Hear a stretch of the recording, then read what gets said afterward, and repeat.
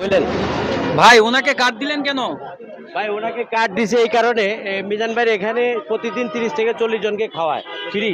তো আজকে free card নাই, সব শেষ হয়ে গেছে লোকজন, শুক্রবার তো অনেক লোকজন হয়েছে, তাই আমি একটা কার্ড ওনাকে দিলাম, উনি খাওয়া দাওয়া করে যাবে এখান থেকে, কারণ মিজান ভাই এখানে কেউ না খেয়ে যায় না। তো আপু আমাদের বড় ভাই আপনাকে একটা কার্ড ফ্রিতে দিয়েছে, তো আপনি তার জন্য কি দোয়া করবেন?